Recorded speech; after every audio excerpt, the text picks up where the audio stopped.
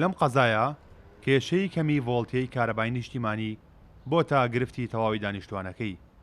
دووری و کەمی وێزگەکانی کارەبا هۆکاری ئەم کێشەیەن. ڤۆڵتیەمان لە ناو محەتە 160 یان لە حتە ئەگەی بۆ ئەوایەکان تقریبا 120 ئەگەی ئەم مەشروعە بە جهود طبعا سدیلان تقریبا ئەوە 8 مانگە ئێمە هینەکەن 3 جار بەس مقابلەی وەزیر کردێت سدیلان الحەمدلله موافقە هات و ئیشەکان استە تقریبا ئەمە 9 بورجە ضغط عالی 132 ئەمە دیە لێرە محەتە متەنەقلەی دەم بۆ ئێمە مەسافەکە تقریبا 7 کیلۆ بێ.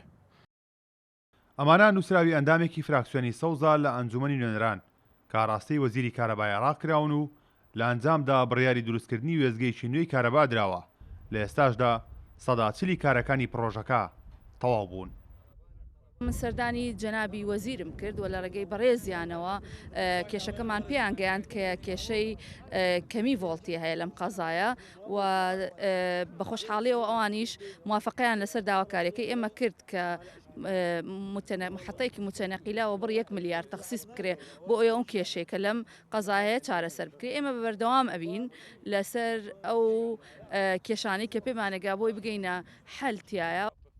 پرۆژەی دروستکردنی وێزگەی نوێی کارەبای داقوق تێچۆکەی نزیکەی 1 ملیار دینارە و ماوەی تەواوبوونی 45 ڕۆژە و 10 ڕۆژە دەستکراوە بە جێبەجێکردنی بە تەواوبوونیشی کێشەی کەمی ڤۆڵتیەی کارەبای داقوق و دەوروبەری بە تەواوی چارەسەر دەبێت.